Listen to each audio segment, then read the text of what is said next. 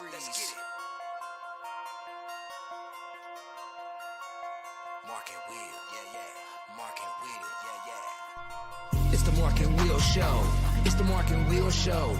Monday through Friday, player. Watch it while you on the go. It's the Mark and Will Show.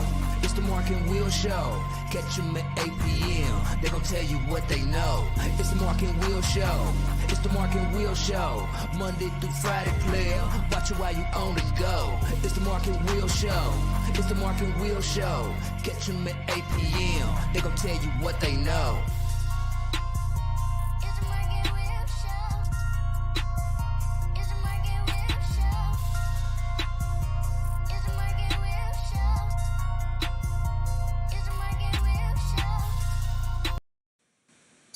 What's going on, peep? How's everybody doing today? Welcome to the Mark and Will Show. It's Thursday, and it's like, the last day of the week for the Mark and Will Show. It has been a blast. I mean, we done had Coach Turner on here from Acton doing what we do, Timberland Yeast, Mercer County. Jamal last night brought it. You know what I'm saying? He did his thing, Fern Creek. And tonight, Coach Yohn from Eastern Eagles will be joining us later on in the show. I'm just so happy with the growth of what's everything's going, and people want to be on the show and have a good time and talk about their program or talk about their sports journey. That's what it's all about. And today, I hope you guys caught at 3 p.m. on Thursday. You guys should know by now at vision-radio.com. We was on there 3 p.m. every Thursday. Come on, give that a listen. Also, I hope everybody had a great day and the day's getting better.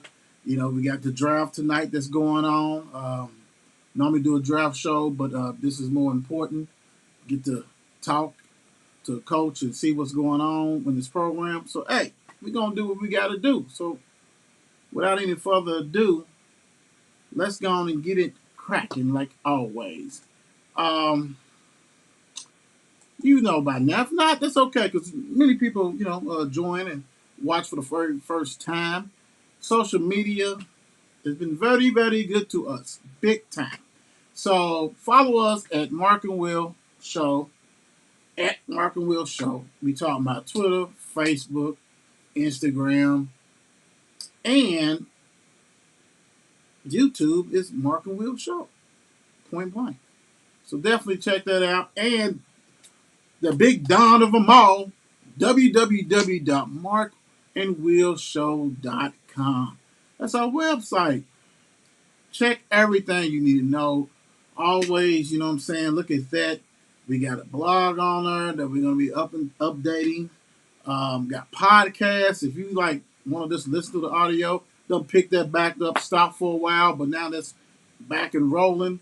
Got where you can contact us if you think you know somebody, or you are that person that wants to come on and talk about what's been going on in sports, your career, and all this kind of stuff like that. Come on. Or you know a coach that you think we should get on? Or you know a player that you want to see? That's your opportunity. Go to the website. Click it. The mayor's going to look at it, let us know. So, hey, that's what it's all about. All about that. So definitely check that one out. Big time. And the pictures is the story. It's the story, the Mark and Will story, you know what I'm saying? How we got started, all that kind of stuff, and all that great things. So check all it out. We got the sponsors on there. Probably we're looking to add some more sponsors. So, hey, that's what we're all about. And we got another one coming. We got another banger coming. We're working on that. So stay tuned for that one. That's gonna really kick off, and that's gonna be on a different day. That's gonna be most likely a weekend show. So check that one out. Big time. And that's what it's all about. So you've heard me talk about this, right? You heard me talk about FNC. Have you watched it yet? Have you seen it yet? 5 or 6, 7 episodes is actually on the Mark and Will Show. Now it's got its own channel at FNC, Friday Night Crew. That is it. That's the channel on YouTube. Check it out. This Friday, we're going to go ahead and get you guys together what's going on. So definitely check it out. Comment on everything we do. Please, comments on this and everything. I would love to go ahead and get a call-in line and that kind of stuff. We're working on that. I know a couple of people said they would love to call in and join the conversation. So we're working on that, constantly trying to improve and do all that good stuff. So make sure you check that out. Friday Night Crew. Let me give you a little sample of my sister Shan going off. What I am going to say is she has the right to do that. I kind of feel for Michael B, but then again, it is what it is. You know what I'm saying? You go on about your business. I think it's been publicized too much. If it was just me and you, my relationship, it wouldn't be like that. So my thing is this. She said no. I'm moving on. I heard that she was with Jack Harlow. I don't know if that's true. They're lying, but I don't know.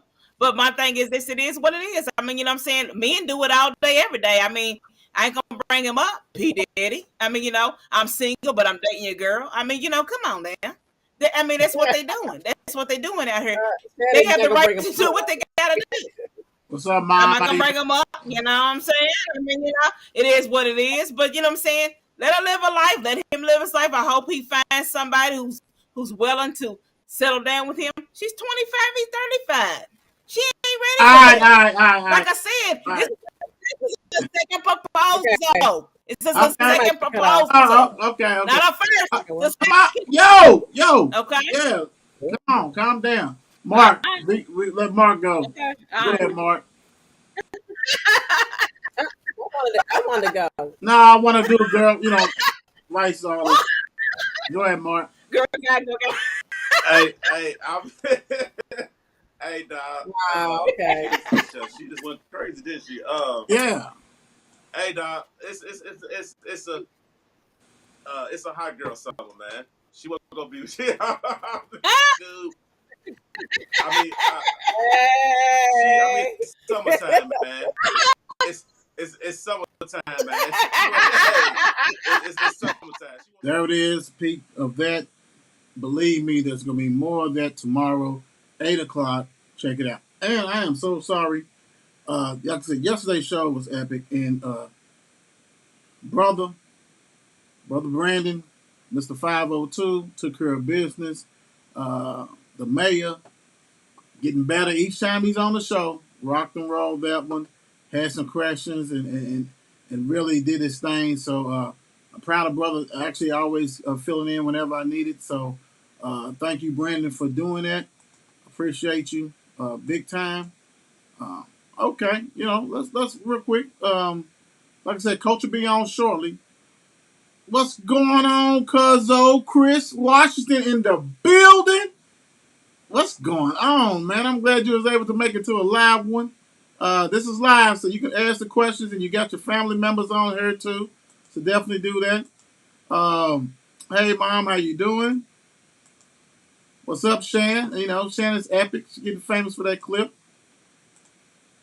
What's up, D? How you doing? What's going on? Let's see. We got a few more. Bear with me. We got Brandon. Hey. What's happening? What's going on with you? I know you was going to be tuned in anyway. You know, let's see. We got giggles and stuff like that. We got the other cuzzo in there. Yo, what's going on, Drake? All right. So another thing we have the gaming show.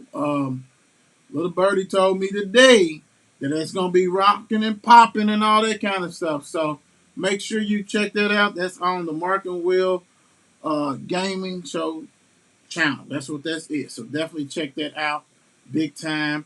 It's going to pick up. So, you know, you don't want to miss that without a doubt. All right, let's go and get to the Major League Baseball. What happened yesterday, which was June 22nd. The Braves won. The Braves won. Did y'all hear that? The Braves won 4-3. They won 4-3 over the Giants. Astros beat the Mets 5-3. Blue Jays beat White Sox 9-5. The Rangers beat Phillies 4-2. Padres 10. Diamondbacks 4. Marlins 7. Rockies 4. Dodgers do what they do and what they've been doing.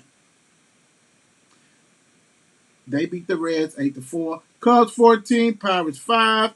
7-0. The Orioles blank Nationals.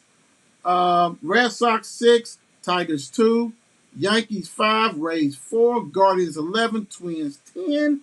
Cardinals beat the Brewers 5-4. Mariners beat the A's 9-0, and the Angels won 5-0 over the Royals.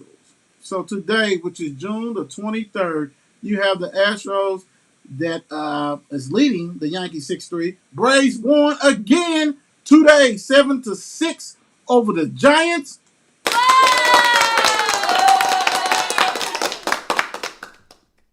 That's what I'm talking about. The draft is going on as we speak, so when I see stuff, except when I do the interview, I ain't going to interrupt that. But right now, Paulo Pachero went number 1 to the Orlando Magic. That's the forward from Duke.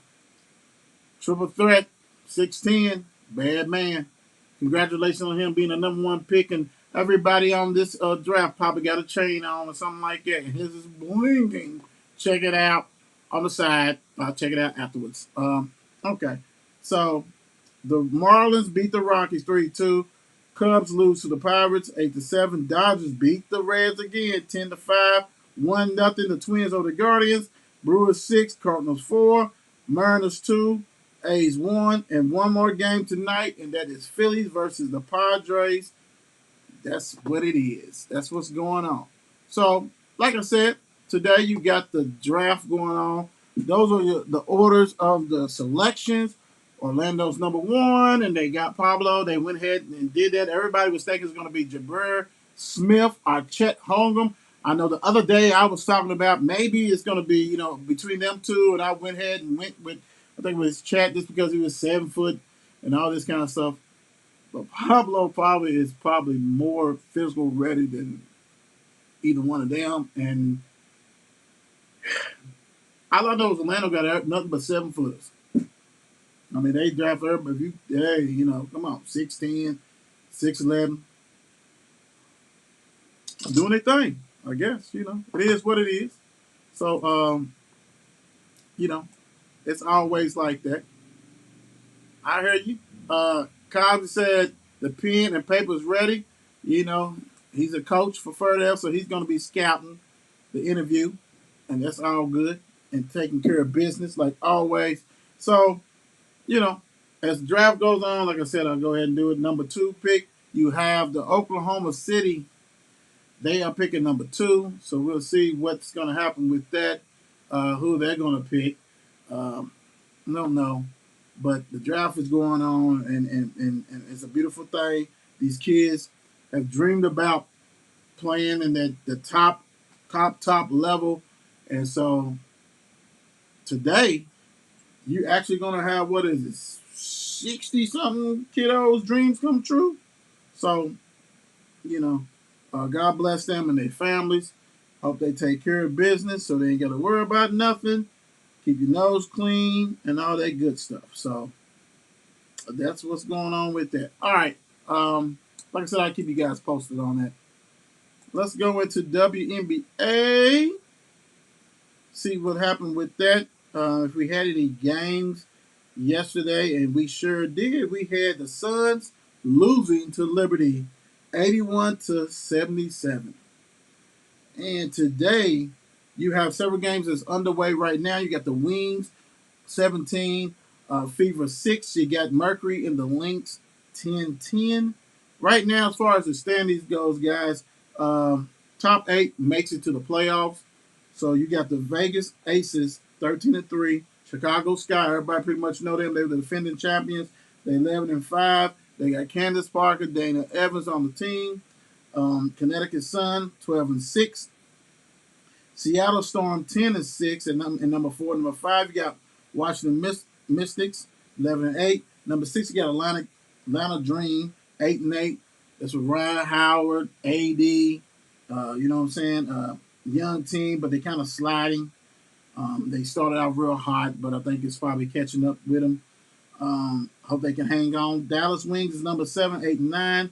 The New York Liberty has came into 8th place at 7-10, has surpassed the Los Angeles Sparks. So that's going to be intriguing. The All-Star is coming up big time, All-Star game. And so right now, let's see. I think I found out who that was. And let's go back and look at that one so we can see who made that. I think I might have took it off. Anyway, All-Star teams are named today as far as the starters, so definitely be posting about that probably on our page. And congratulations with that. NFL, didn't get to cover that yesterday, but you had some guys who passed away the following day. I think it was today's Thursday, was it maybe Tuesday? So Ravens linebacker Jaylen Ferguson passed away at the age of 26. Former Colts and Ravens defensive line Tony Saragusa passed away at 55. God bless their families.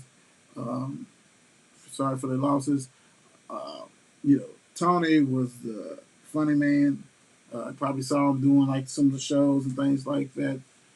Big guy, real big guy. Rest in peace to those guys. Let me see. All right.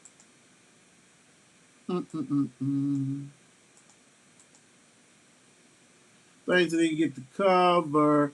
Grunk is gone. Grunk is gone again. He's retired. Grunk is the same guy. He's probably sitting on 150 mil. I remember when he was talking about when he first got he said he wasn't cashing his checks. He was good. He was living off his endorsements. And so we know he pretty much got more endorsements as the winning and his play increased. So Grunt retires. The question is, first-time ballot Hall of Famer? I say so. They look at everything, right? They look at, he got the numbers. He's a winner. He's funny and goofy, but he's a winner. He got championships. Catch anything thrown his way. Yeah, pretty much. I think he's a shoe-in first-time ballot. If not, then I don't know. Let me know what you guys think. Y'all think Gronk is the first-time ballot Hall of Famer? Interesting. I think he is, guys. I really do think he is. So, we'll see. Coach will be on here shortly. Stay tuned. We'll bring him on. All that good stuff will definitely happen. Just wanted to get y'all opinion on Grunt. If you thought that he'd be a first time ballot Hall of Famer, interesting thing. I don't know if you guys have been keeping up with Washington Commanders. Their owner and he's basically was conning people out of their money and doing all kinds of stuff. Well, the White House called Goodell to testify about the situation because it's big time stuff that's going on. And Goodell, one of his responses was like he has no authority to remove Snyder, the owner. I think they got to vote on it. Something has to happen as far as like the coaches or something like that to get him out. But dude has been a problem from the get-go. When you rob them from your fans, they're your fans. Come on, man. Wow. We doing it? We stealing from our own fans. I understand Washington has not been winning. And, that's the bad business. But, wow. That is crazy. So, who knows? I mean, I really don't care as far as if he leaves. I mean, I think, I mean, I ain't saying I don't care. I mean, if you're doing all that, then you must go. Goodell's got to step up, and the other owners got to vote him out or whatever like that. Get him out of there. But I mean, as far as for the Commanders, I'm not a Washington Commanders fan, and really don't care about the organization. I guess that's because the dude back there is me. Got that D on his head. He don't care. He's Dallas. And that's just where it's gonna be. Let's see. Oh, we had there's just so many things that's going on. Tyrese Hill said he's got death threats after he made that comment about Mahomes. You know what I'm talking about. How he thought that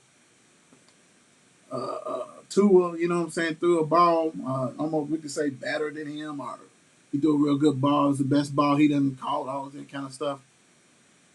Come on, fans. You ain't, I mean, look, what do you expect this guy to do? He's got a new quarterback. He's supposed to go to his new quarterback or go to the reporters and say, he's garbage. He can't throw. Everybody know Petty Ice can throw that thing. He's not going to go over and talk about, oh, my gosh, Tua sucks. No. Wait till the game starts going. Then he's going to say that. Then he's going to get in it. And everybody's going to be like, oh, snap. Yeah, I mean, he's not going to say it now. But I understand. You might want to say, go on, just leave me alone. Leave me out of that. But it ain't like that. So, there it is. He's getting death threats. Fans, fanatics, calm down. It's not that serious. I don't know what's going on with that, but just quit it. That's kind of silly. Oklahoma City in the NBA draft, they have drafted, I think it's Chet Holmgren. I guess they went ahead and took him. He's a unicorn, so to speak. He is like, he's a power forward, but he only weighs 195 pounds, 7-footer. They had him ranked the number one in his position. So Oklahoma City is trying to, I guess, rebound. I know he's going to have to go to the weight room unless he's going to be a two-guard. I mean, unless he's going to be the second coming of Kevin Durant, he's going to have to go to the gym. He's going to get this strong. The thing about it is you got to be stronger. You playing with grown men who are trying to save, trying to stay on the bench, trying to make that money. So we'll see. But, I like his game. I think he can block shots and all that kind of stuff like that. So we'll see with that one. Third pick, Jabari Smith is going to Houston. He was an Auburn player, a one-and-done player. All three of the guys only played 1 year. He played at Auburn. He was nice, 6'10". I guess they got him as a small forward too, probably. Real good player. People thought he was going to go number one. He didn't.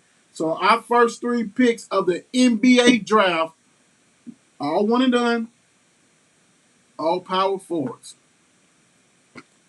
There you go. Next up, you got the Kings. I think it is. Yeah, the Kings. So we'll see what they go at. Like I said, if you're watching this, what you think about Grunk? Do you think Grunk's a Hall of Famer, first-time ballot? Or do you think he's going to have to wait and see? Who knows? All right. The number one recruit per ESPN, because I saw a lot of people disputing this, but the number one recruit for the 2023 class, Arch Manning, commits to Texas. And when I say people from Georgia and LSU was crying over this one, they was crying. So, number one recruit by ESPN, because I heard other people say, oh, he's not number one, his numbers and all this kind of stuff. But anyway, ESPN's number one recruit, Arch Manning, who's going to Texas. Now, he's thinking about it is he ain't even on scholarship. His is free. He's good. He's free. So you know what I'm saying? He's basically a walk on. He's free. His people are paying for it. Steve Sarkisian is eating again. Now I think it is out of the last four classes of Texas. So basically, in their recruiting or in their quarterback room, you have you got one number one recruit as far as Arch Manning. Last year's recruit was number two. The year before that was 12, and then a number two.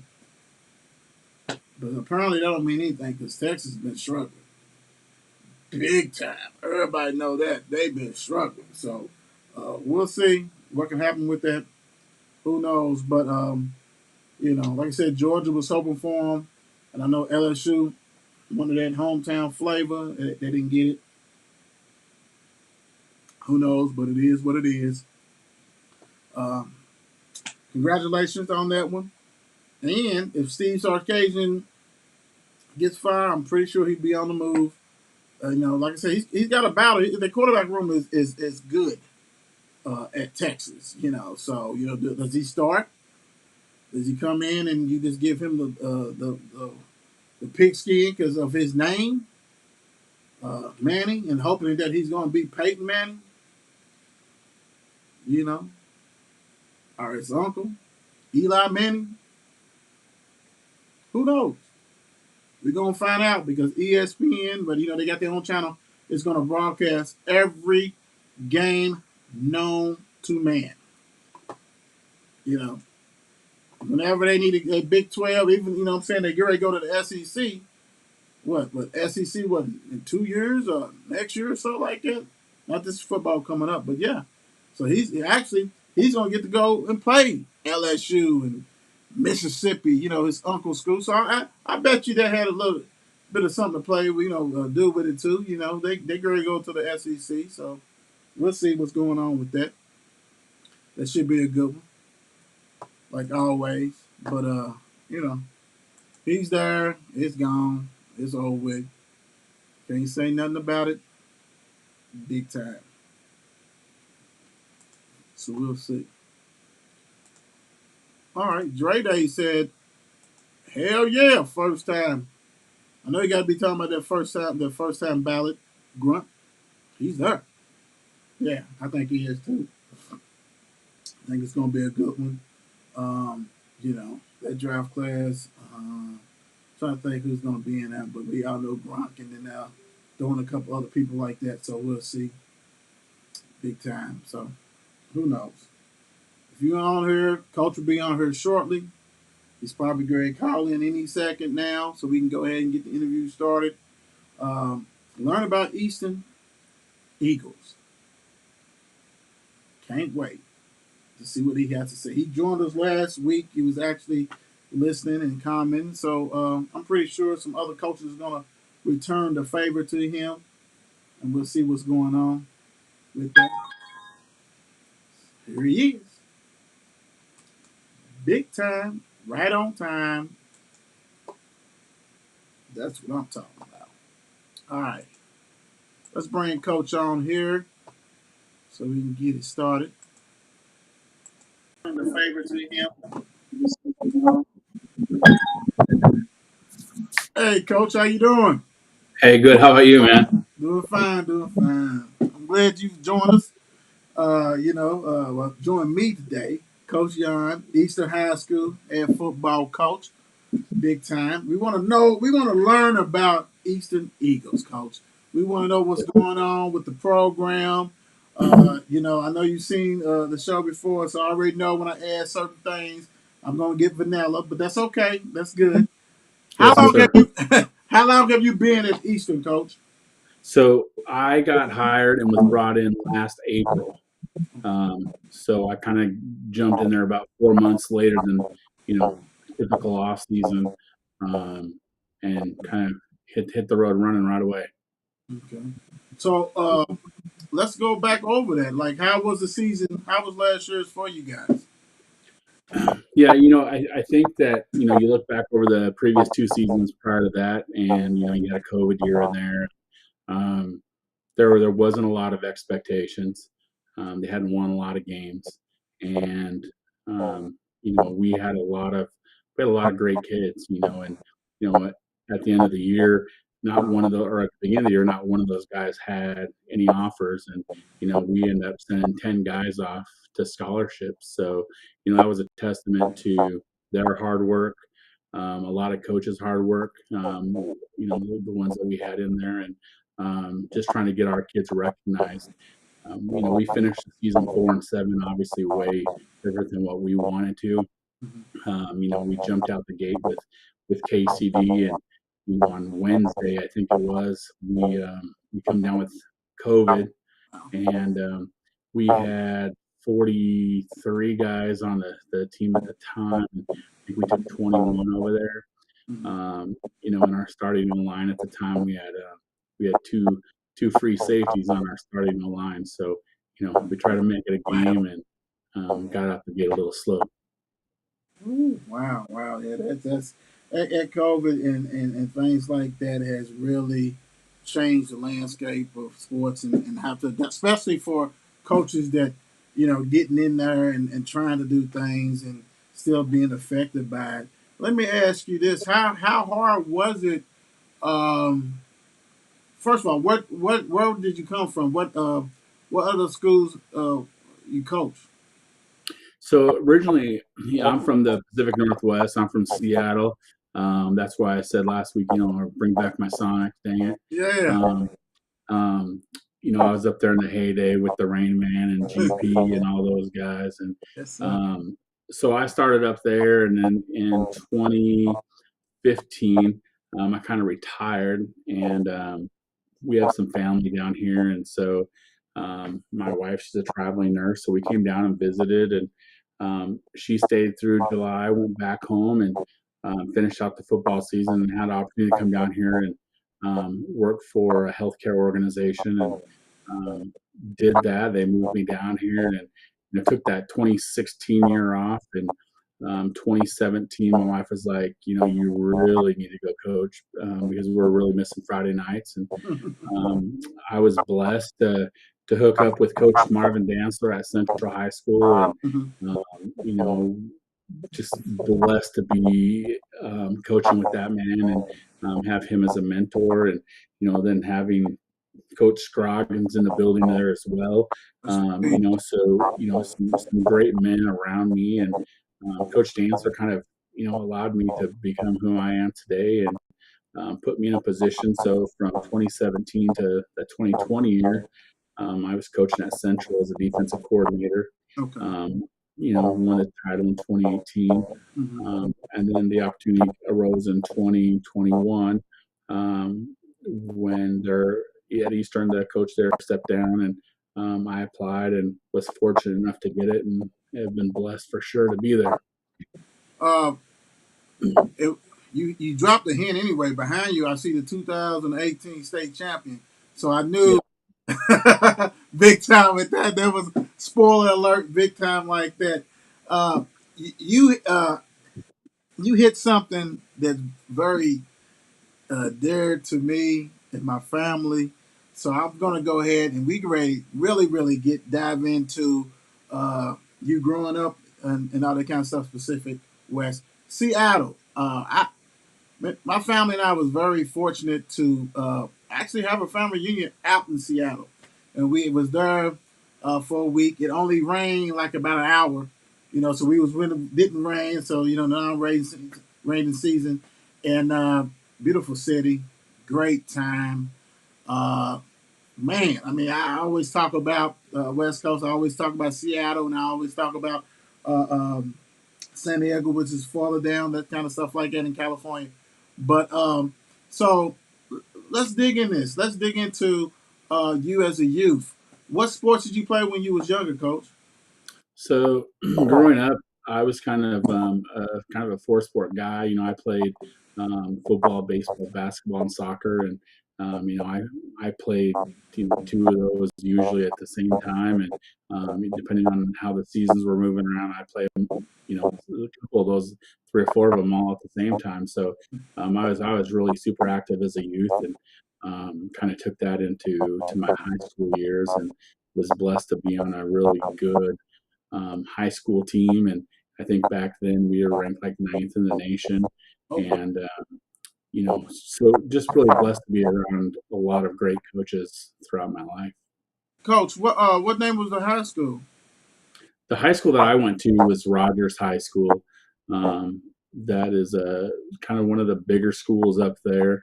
And then I coached at Puyallup High School, which is in the same school district and with the arch rivals. So, if you've heard of guys like Damon Heward, Brock Heward, Right. I think he does ABC or NBC now, and some of those guys were there under his dad, Mike Heward, and then the youngest, Luke. I think, matter of fact, I want to say he's at Texas right now, with Coach Sark and Coach Flood down there. Okay.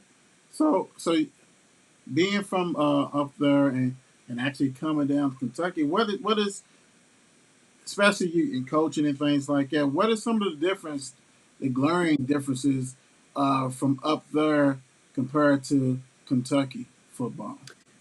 Yeah, it's a conversation that Coach Stanford and I have a lot because him being from coaching a couple different states, me coaching a couple different states, you get to see the difference. And being here, you're stuck between the SEC and the ACC, and you see kind of a spread, but more of a power. And on the West Coast, we are up there, and the offense that I came from up there, we would throw 80 times a game. I mean, one of our big games, we threw 11 touchdowns, broke the state record, threw for 700 and I think it was like 785 yards in one game, ran for 400. So, you have almost 1,200 yards in a game where some teams have that in a season. Right. So I was used to that no huddle spread. So I've kind of taken that a little bit to taking that and then kind of the power, and kind of try to mix it together as my own. So, no nightmares as far as being a defensive coordinator compare out there. My goodness. No, up there, a coach would be like, just hold them under 21 points and 400 yards. And I'm like, well, geez, I'm the worst defensive coordinator in the world. I'm on the worst defensive staff ever. And, and then come down here and be blessed to be at Central, especially in that 2018 year, I think through like week 8, our defense was scoring the opponent's offense like 7.2 to like 6.1. So, we were holding people to negative yards. And so I'm like, oh my gosh, is this easy but two totally different styles of football for sure. So going to Eastern, how was that as far as the community accepting you and the alumni, the former players? And are they, how is the support that you get from Eastern, from not just the school, but the alumni and the fans that come out on Friday night? Yeah.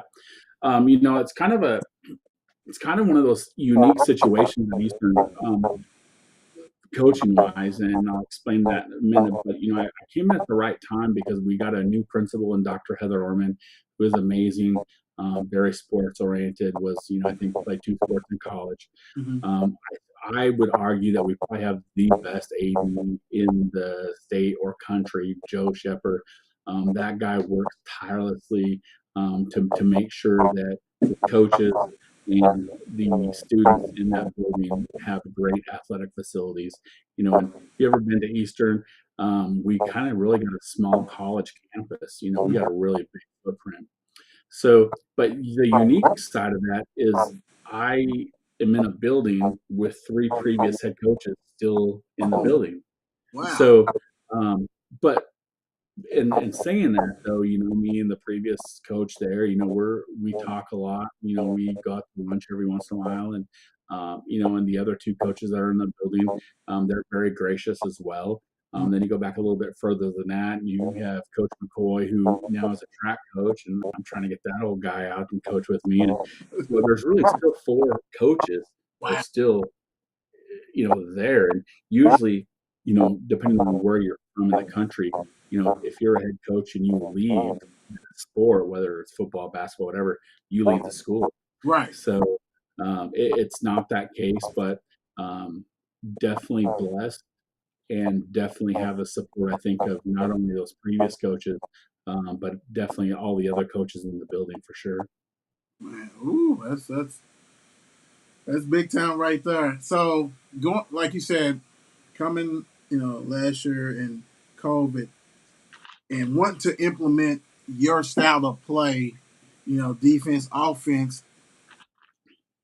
How did that transpire? And really, can you really say that probably this year you're gonna really see the style maybe that you wanted to because you was kind of behind?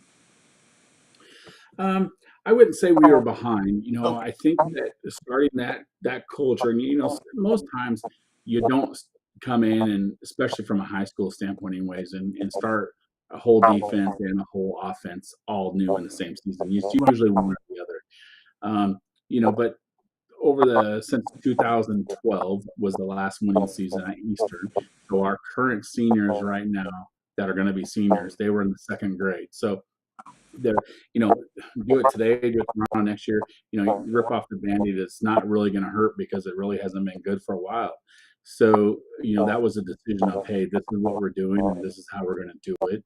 And, with those 2 COVID years, essentially, I think our guys really bought in. Like I said, they hadn't won a whole lot. When I came in, and, I'd been used to winning. So, it's like, hey, we're going to expect to win. And, I don't care who we play, whether it's the green team down the road or Right. because they're in our league. So you got to change that culture. And I think we did a really good job of doing that.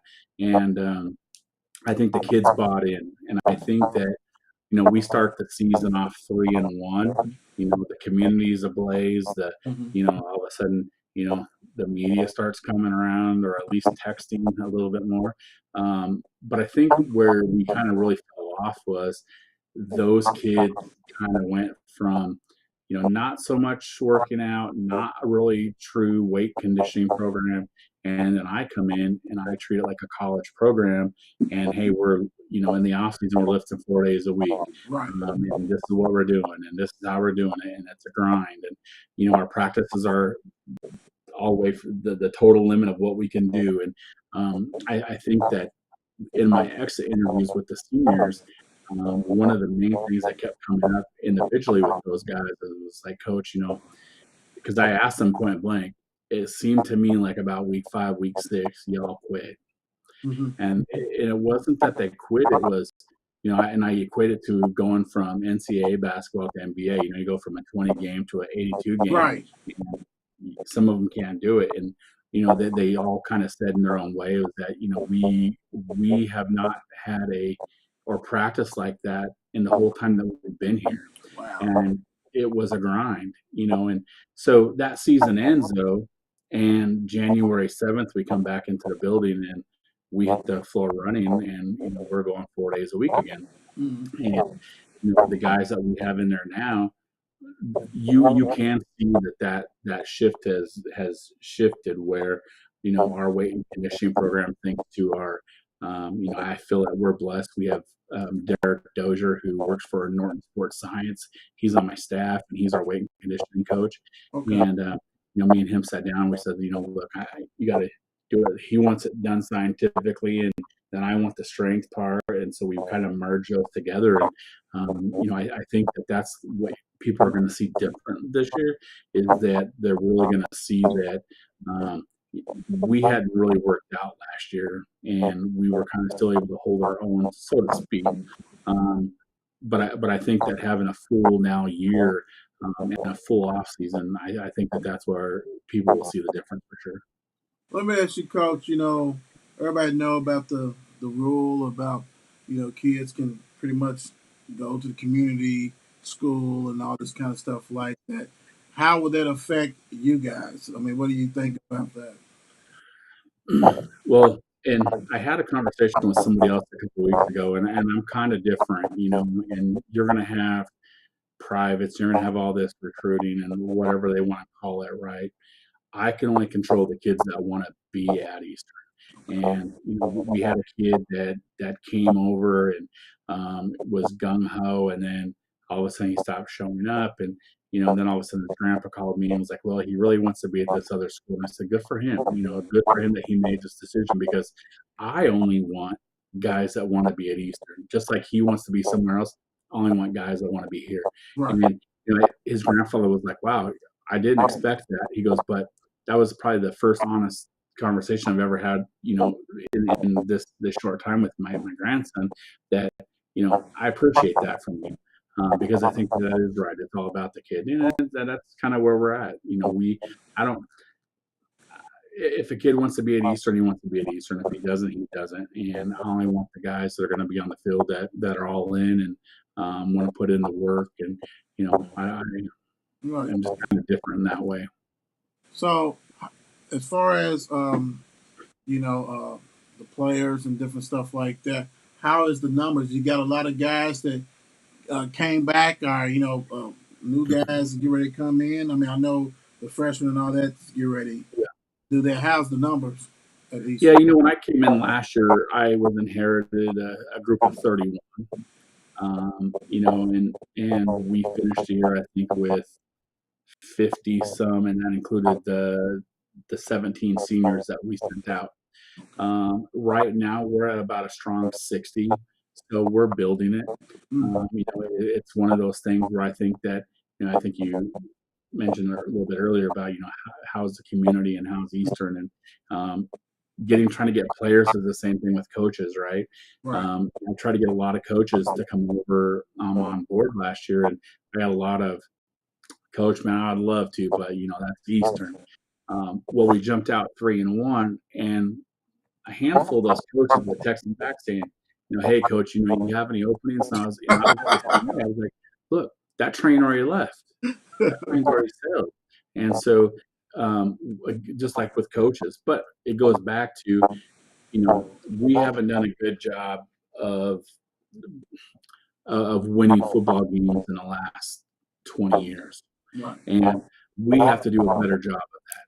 And so that's on me to go out and say, hey, it might be a few years of downtrodden years, and not coaches not wanting to be there. And but the coaches that I do have, they're on fire for it. And I think that it's the same thing with the players. And I think that the more and more that we show that we have a great product on the field, we'll do that. I mean, we got great fan support. Our student body is, we'll take 2 whole sections all the way up from bottom to top. It's kind of like the camera crazies. They're out there. The community is behind it. We are doing great things within the facilities with our booster club, so they're helping out a lot. So I think that in the community, there's so many great things that are happening, and I think that the things that we've done already definitely show the kids that hey, we want this experience for you just as much as you want it for you. So I think that as we continue to do that for the students, we will start to get more and more kids out for sure.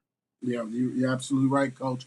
Let me ask you. You already mentioned a little bit about the offense of kind of scheme that you want to do, but how about the defense? What kind of defense? I mean, you aggressive type, or I mean, you got that defense in you, coordinating and all that stuff. So, what about? Yeah, for sure.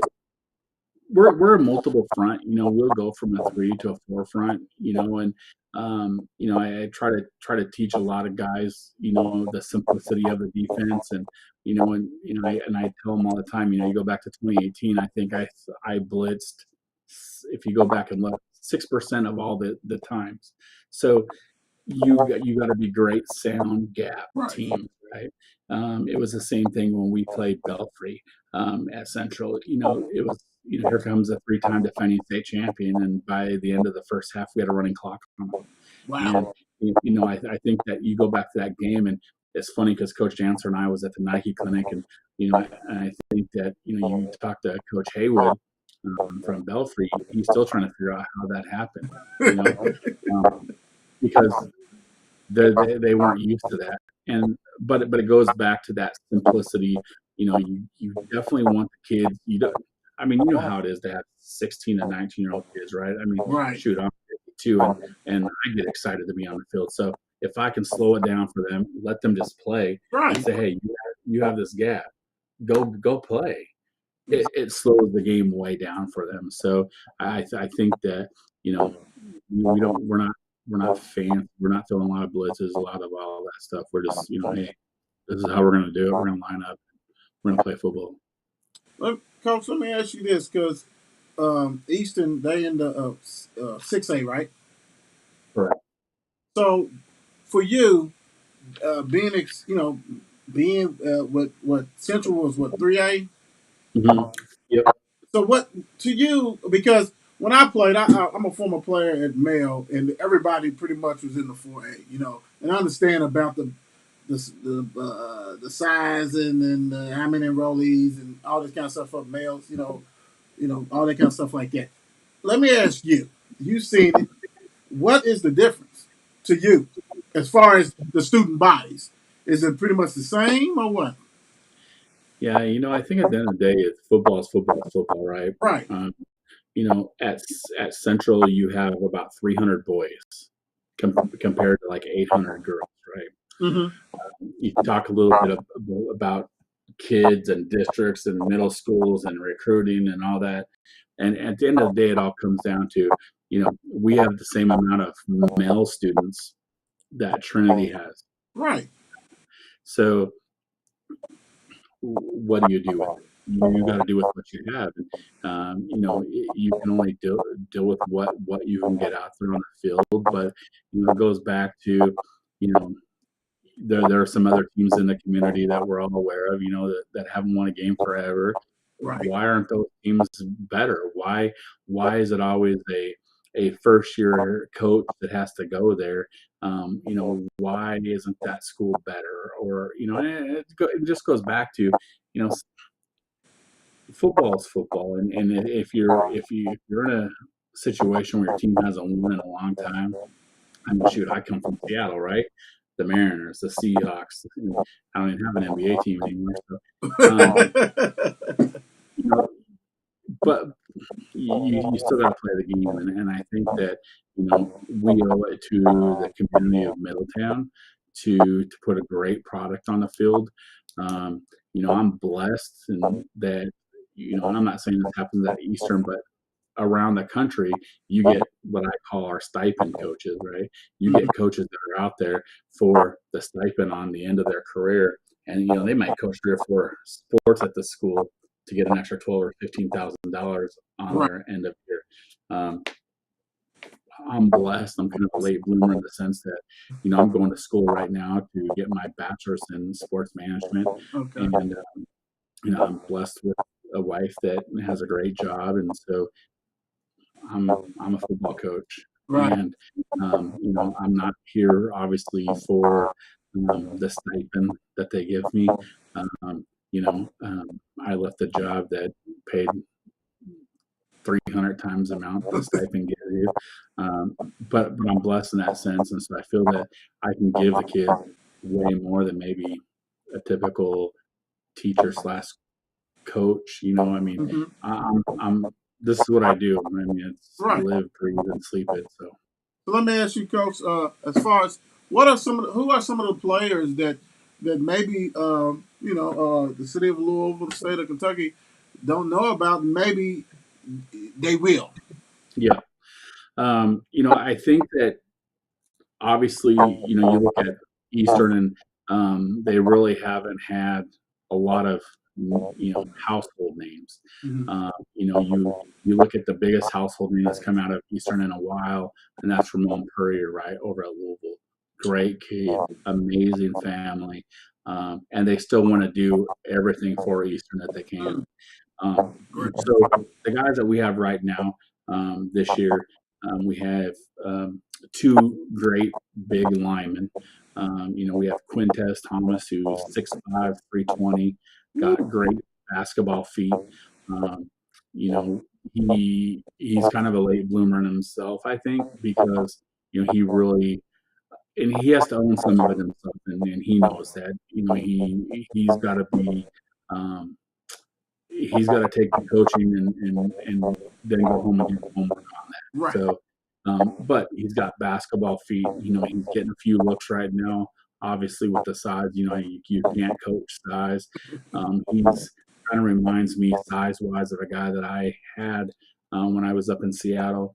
A guy by the name of Joshua Garnett. He ended up going to Stanford. Was the Outland Trophy winner, and then first round draft pick at 49er. So he's like, I can't coach that, right? I can't coach that. Another guy, Matthew Morris, he's 6'3", 290. He's a dog in the weight room. Both of those two guys are in our 1,000-pound club. They're putting in the work, and Matthew Morris, he's probably going to be that diamond in the rough where he'll probably go D1. He's got the work ethic for it, and he breathes and sleeps it, so he'll be a good one. Quintes' brother, Quintel, he's going to be a senior, and he's almost 6 foot, 5'11", 185 running back. He's another dog in the weight room. He's got big shoes to fill because last year we had Pierce Humpage, right? Yeah. And the funny story with Pierce is when I got there, he didn't want to play running back, and I'm like, then you're not playing for me. And so after the first week, he's like, I'm not doing it. I'm like, all right, then sit on the bench. And so Monday and Tuesday practice, and then Wednesday, he's like, can I get in? And I'm like, yeah, but you're running back. And so then we play Bethlehem, and he runs for 416 yards, 20th of all time in the state. And so Monday, I'm like, you want to be a running back now? So he's Coach, real quick, what position did he want to play? He wanted to be just a linebacker. He felt that all the things that he was ever told in his short little life that he just needed to play linebacker and just worry about that. And I said, well, that's cool. Then you get 5 people to look at you because how many offers you have now, right? Right. And but he bought in, and he was a great kid, and obviously his stock went through the roof, and he's at New Mexico State right now. Right. And so, but then so Quintel has some big shoes to fill. And then we have a new quarterback coming in. He played receiver last year. He was a freshman last year. Broke in the starting lineup. Had a few touchdowns, and he's moving over to quarterback. And Keaton Ward, and he's a kid who you look at him last year, he looks like a toothpick, and you look at him this year, and you're like, oh my God, that kid's been in the way. And so he's going to be able to definitely get out there and not only throw it, but be that running quarterback if need be as well. And then that's on the defense, and then on the offense. Sorry, and then on the defense, we're kind of mixed with young and old. We have 2 seniors that'll anchor our defense in Tyson Huffman and Nick Heigl, and then we have 2 outside guys, Josh Shipley and Sincere Ellison.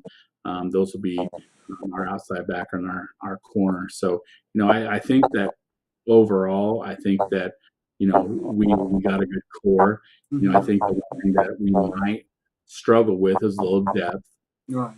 But the guys that are on our roster right now, we're not fortunate enough to platoon. In 2018 we could platoon at Central, and you got offensive guys, you got defensive guys, and these guys are definitely have to play around, and we might get a little help depth wise defensively with our linemen, but we'll definitely have to move some other guys around for sure. Let me ask you, Coach, what for someone who's want to ask you, what kind of advice would you give a coach that actually is had to take over a program, first time and all this kind of stuff? I mean, you've been in the game for a while, but what kind of advice? Because we always got different people listening and watching the show, but I always like to ask the people, the guests on the show, like, what kind of advice would you give to somebody to be in your shoes and lead a program? It's funny. I just I was at a clinic not too long ago, and I spoke on it of just being a great assistant coach and what is that, and right now we're in this day and age where everybody wants, right? You talk with the new coach, well, how much am I getting paid? Or, am I going to be able to call the plays? Or who do I get a coach? And, when I came up through the systems or the years, I was told, hey, you're not going to get paid, but I can give you this position. And Right. usually within 2 to 3 weeks or a month, the coach would come back and say, hey, I see you've been working your tail off. We're going to go ahead and give you a partial stipend. And I always wanted to not only be an extension of the coach, but learn as much from them as possible. And I think that, I think having those types of things of, you know, just be blunt, just shut your mouth and be a sponge, right? Just Right. be a sponge and don't know it all. And because I've been in this game now for 20 years and I've played it for probably 8 years past that, and I don't even know it all. You go to all these places around the country. In the off season, I've been to Oregon, I've been to Alabama, and I listen to those coaches and head coaches and position.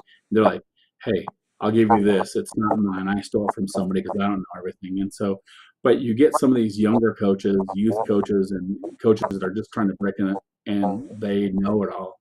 And I think a lot of times we get turned off by that. And it's one of those things where if you want to be a head coach, and I think Coach Dancer says this a lot, is you know what, everybody wants to be a head coach until it's time to be a head coach, and don't understand the grind one, and because my phone's 24/7, 365. Right.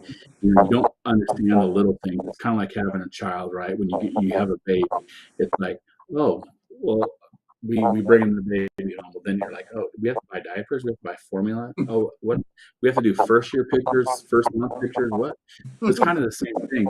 Is that you have to think about every single thing, whether that's the locker room, who's washing your uniform, who's folding your uniforms, who's hanging your uniforms.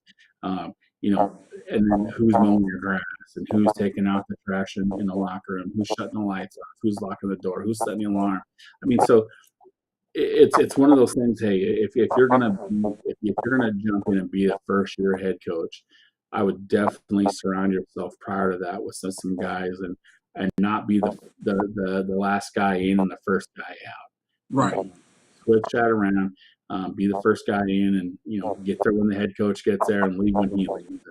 And I think that I've been blessed with that. And the last 4 years with Coach Dancer, he's been around a little bit and coached different places, and he really let me have a lot of rope to do things in my own way, and then he'd pull back a little bit, but I think that you know. Um, those were the things that I think he kind of allowed me to grow in, because as a head coach, and kind of what I'm doing with my assistants is what he did with me is I want my assistant coaches eventually to go out and be head coaches somewhere, Right. and I think that's the key of just hey, do more than what's required. Don't hey, that's not my job description. Do the stuff that other people aren't going to do, and do it well. So that would be my advice. Good. Good. So, Coach, before we get out of here, I do want to ask you basically, like, say, I have a son, and he wants, come to Easton, like, or like, why should he come to Easton? Why should he come to your program? Yeah. And I think that's where sometimes different coaches have different answers, right? And for us and me at Eastern, it's plain and simple. Look, I'm not there for me, and I'm going to do everything for your kid. I'm going to treat him different in this aspect, and I'm not going to sugarcoat it in any way. I'm not preparing him for high school. I'm preparing him for college and life. And if I prepare him for college and life, then I'm hopefully fulfilling what he needs. And if I don't, and I'm only fulfilling what I need as a high school coach and what I need as a high school player, then I'm failing him, because I've been at Alabama when it was actually me, Coach James, and Coach Scroggins were there. 4 guys didn't show up, and those 4 helmets got taken. And I asked the guy what happened. He's like, "Oh, their parents will get a bill, and it's due in 90 days for the full tuition amount." And so I gotta teach these guys life skills that are going to be successful for them. And the other thing is, Eastern's a great place. There's every school out there has a lot to offer, and I think that we, as the fourth, I think last year we were the second largest high school in the state. We are a small campus or a small college campus, and I think it gives the kids a quick opportunity to feel what it is to be on a college campus. But the preparation that we're giving them from a football standpoint, and what I'm trying to do, like I said, we had no guys with offers last year, but making sure that we're doing the thing that, because you've got a lot of coaches that say, well, getting a kid recruited is not my job, that's their job. And to some coaches, if their teams are successful, then they might be right. But in my case, that's not right, because we haven't done anything, and so who's going to look at this? But you got to go out and get your name out there, right? You got to get your kids' names out there. And I think that we did a really good job of that. I've started a coaching clinic at my house. We've been doing that for 4 years, and so I bring in all the high school coaches in the city that want to come over, which usually isn't many, because I was got something else going on. But those that do come over, and then this year we had something different. We started bringing other college coaches in. We had people from Kentucky came in, and they presented a clinic in my house for coaches. So then, you get the name out there again, right? And so, you start building a program like that where all you're doing is servicing others. And I think at the end of the day, if your kid wants to come here, I can kind of guarantee, sort of, as long as he's not messing up too bad, is that we're going to make him a better brother. We're going to make him a better student. We're going to make him a better community member, and eventually a better husband and father. And, I think that if we can teach kids those life lessons and prepare them for college life, then I think we've succeeded. Can't promise wins and losses, because they're hard. The wins are definitely hard to come by. But I can, promise that your kid, because I feel that any kid that comes in our program, doesn't matter, where they're at or how they are, they can be recruited, and I'm just one that's on their grades, I'm on their behavior, I'm in the AP office every single day. That's where my office is at. So, I get to do grade checks every week, and converse with parents and call them and say, hey, we're dipping on this grade, and be able to explain to those kids, hey, I'm kind of an extension of maybe the council, in the sense that, hey, I'm caring about your grades, and this is why you're losing money. So I don't know if that answers the question. It kind of No, it did. It definitely, and I love that, because you covered all the bases, and academics and all that kind of good stuff. I love that. And that's very important. And like you said, teach them life. It's not life is something that these kiddos need to know about, and all that. Well, and I think especially where we're at right here, right in Louisville. Let's talk about that just for a quick second. Mm-hmm. Is that we have so many young men that are out there getting murdered on the daily, right? Right. And who's out there watching them, or who's out there teaching them these things? And sometimes the parents are doing the best that they can, but they have too much time on their hands, right? These kids do. And I talked to a parent, like, I think it was about a week before school ended, and he goes, Coach, he goes, you've done a lot for my kid, because I came home from work at 1 a.m. and there was a kid knocking on my door, and he was like, hey, can your son come out and play? And he was like, it's 1 o'clock in the morning. What are you doing out here? Wow. But here's these kids up to no good. And in my house, we always said, look, nothing good happens after midnight. Nothing. Right. Nothing happens good after midnight. And so get your tail in the house and do those things. But those are the things that we got to, Yeah, that's obstacles big time. Yeah, you're absolutely right. I Because mean, and if we're not help guiding these kids, right. and talking real life into them, and not, I'm not saying, hey, giving them a participation trophy and making them feel good about themselves when, hey, you need to be corrected a little bit. You got to be real with these kids, and I think that's, one of the things that as a society we're not doing. We're not being real with them, and we're treating them with kid gloves and because we're scared, and but nobody wants to talk about it. No, you're right. You're absolutely right, and that hits home. I mean, everybody. They may not talk about it or say, they turn a blind eye, but that's so true, big time. I mean, you can't watch the news without seeing something going on or happening. That's like, wow. Every time you read a newspaper, I'm like, whose name am I going to read? Right.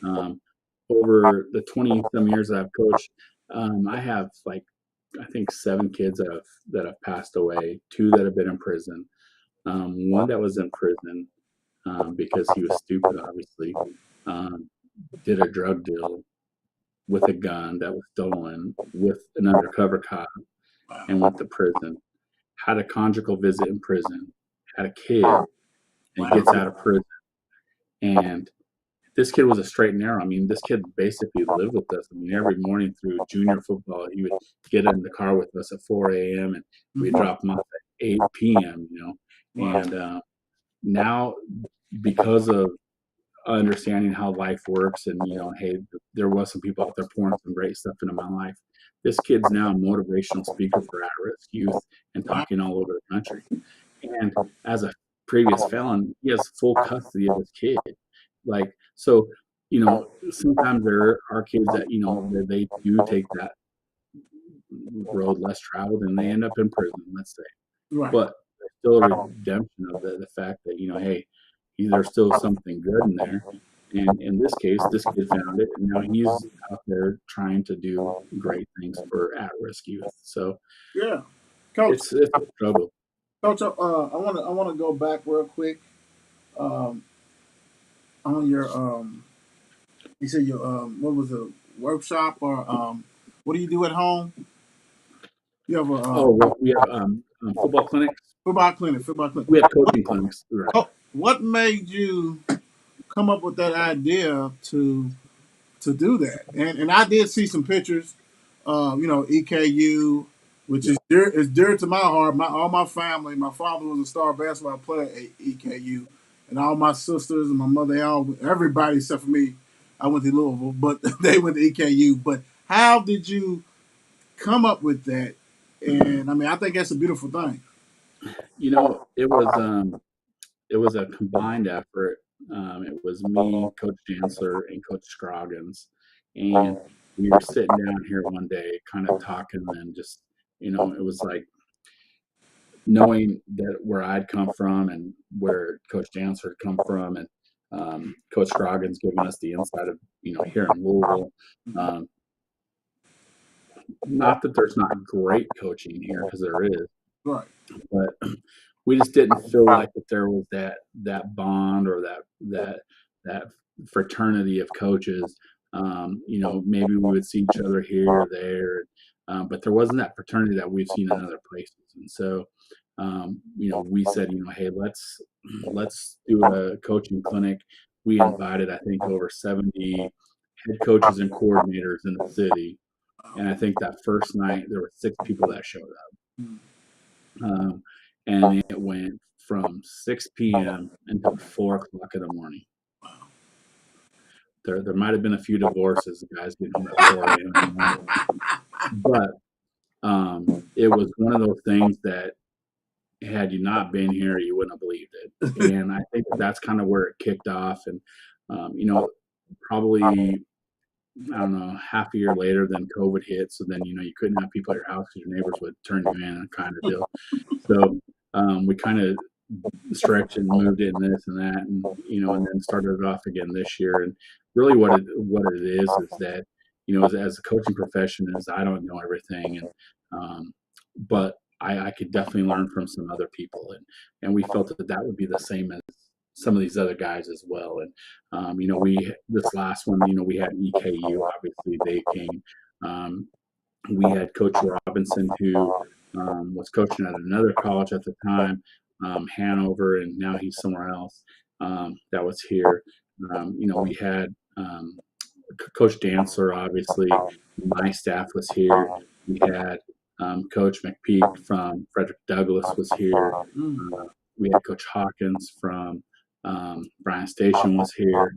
So it was really now we were just doing Louisville, and now let's branch out. And I Right. think that, it's kind of like at church and having a small group, right? You think your church is so big, you have a small group, then all of a sudden, boom. Or you're out of college and you get a fraternity, and all of a sudden it doesn't feel so big. It's kind of the same thing. And now you got coaches from Lexington and here, coaches from down in South Warren area. Some of those coaches that were interested in doing it, and just trying to grow our profession, because we feel that some of us do take it as a profession.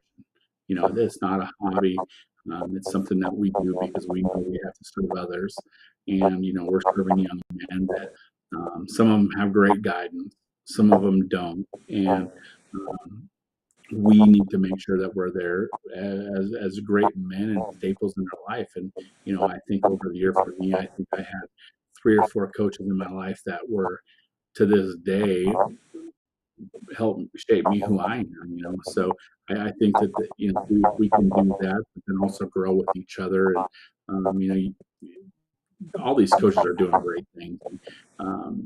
It's just about trying to grow our brand and make Kentucky coaches put their name out there. And there's a lot of coaches doing it already. And we're not trying to say, hey, we started it, but we want to be a part of it. We want to make that fraternity a little bit tighter, so that we're taken serious a little bit. Yeah, I just love that. That's great, Coach. Let me get you out on this, and we always give everybody opportunity. So, go ahead and give the thanks and praises to any and everybody who's been a major player in your life, and the floor is yours, Coach. Yeah. Well, first, thank you guys. Obviously, there's not a lot of guys out there doing what you guys do, and sometimes it's a thankless job, obviously.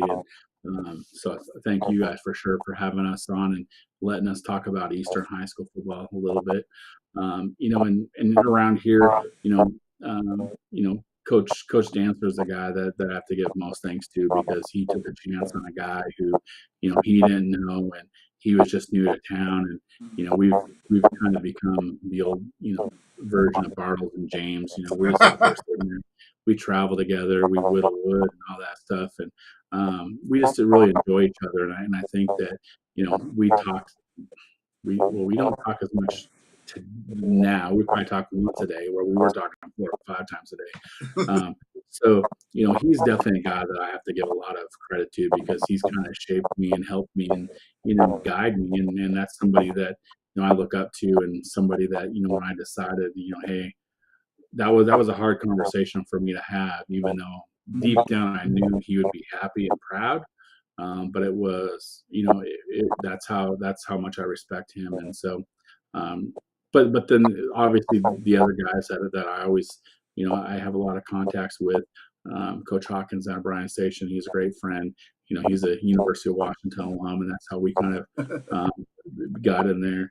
And obviously can never forget or remember Coach Scroggins. He was, being at Central, he was definitely a person who instilled a lot into me, and was definitely blessed to take a trip with him down to Alabama. So those would definitely be the ones. And then I got to thank my staff.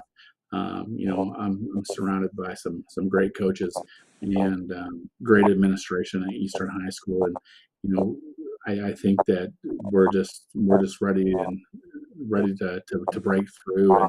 And we got guys that are out there ready to do it, and we were blessed to have 10 guys that came before them last year and kind of laid the foundation for us. So we're excited to get after it. And tomorrow, obviously dead period starts tomorrow, I guess, and we'll take this little break and come back. We're gonna kind of take a chapter at what Central was doing. Is we're gonna practice from 6 a.m. to 9 a.m. when we come back, and so we're gonna get that early bird gonna get the worm. So try to beat the heat, and try to get after it. So. Hey, Coach, thank you for joining me tonight. Thank you for joining Mark and Will. Definitely going to have to come out and check your games out and see what's going on. And I really enjoyed talking to you. Learned a lot about Eastern, and I know anybody and everybody who watches can say the same. So, wish you great luck, and I know you're going to have those boys ready to rock and roll, Coach. I appreciate you having me on. All right, thank you, Coach. Hey, peace.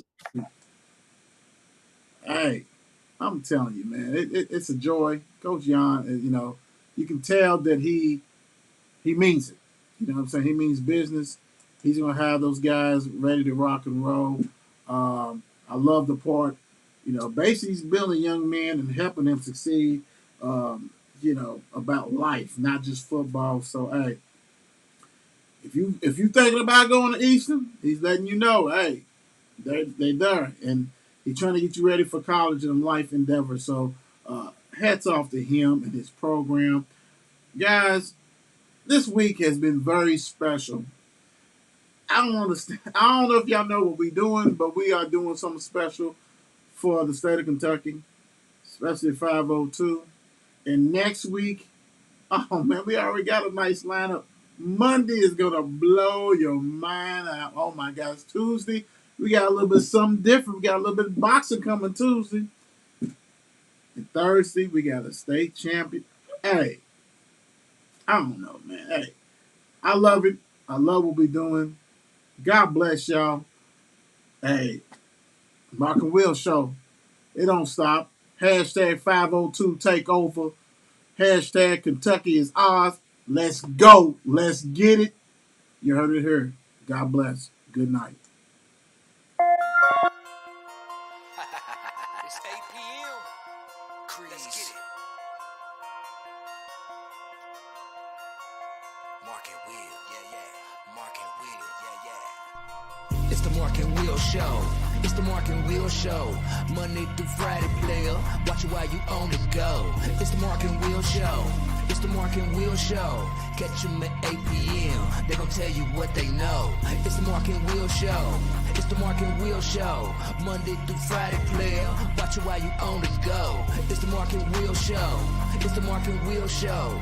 Catch them at 8 p.m. They gon' tell you what they know.